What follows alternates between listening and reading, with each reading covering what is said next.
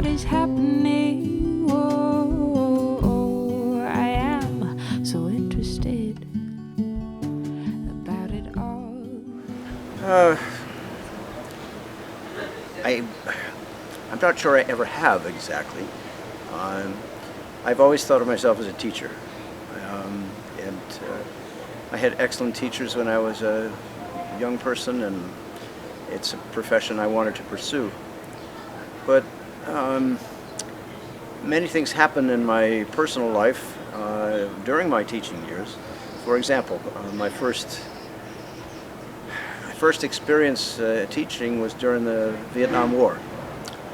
And I was 23 or 4 years old and not much older than students I was teaching. And when one of my former students came back in a body bag from Vietnam, I was profoundly troubled. And I began putting words down on the page, words that had some kind of rhythmic energy to them, something that gave voice to my feelings. They weren't very good poems, but I never thought of myself as a poet. I always thought of somebody that I'd like to achieve poetry somehow. And even now, I don't go around saying I'm a poet. I'm a retired university professor. But I think that teaching and writing are intimately connected. And not just that you know the subject more if you're teaching literature and you know you've written some poems or some prose, you know what the experience is like. But I think if your students know that you're working on writing too, they are much more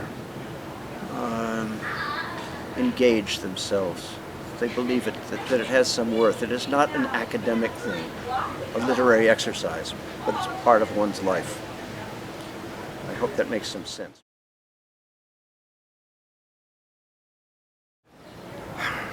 A poem, to me, begins with some sound pattern, more than it begins with an idea or with trying to write about a specific experience.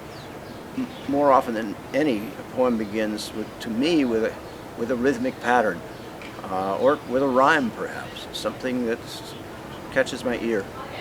It makes me tap my foot to my own emotions. And I don't think poems begin with ideas. They're more likely to begin with an image, whether that image is visual or auditory, tactile. That's where it starts. And then we find the syllables for it. I like to say that poets don't really write in words, they write in syllables. And syllables are little nuggets of sound that make up our words. And learning to string those syllables together is deeply part of the poetic process. Writing poetry and reading it and presenting it, as I did today, are very closely linked.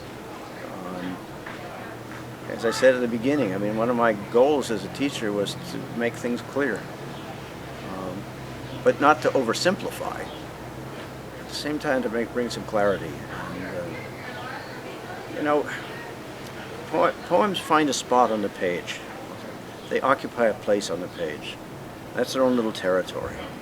And it's very different than prose. It goes all the way to the margin. And the printer determines.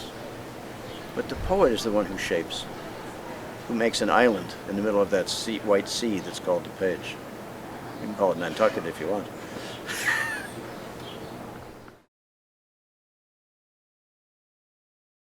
I had many uncles, and they had many stories. My father would sit around with his brothers. He had 3 brothers. And they would tell stories about the family. They would tell stories about hunting woodchucks in New York State. Or they were all veterans. They'd come back from the war. They had more war stories than General Patton had. And then that was on my father's side. And on my mother's side, my grandfather was Irish as Paddy's pig. He was from, his father was from County Limerick. And the right place to be from when you're in Nantucket. So we were a very verbal family. And my mother told me that people were amazed when I was a baby that I could speak very, very early.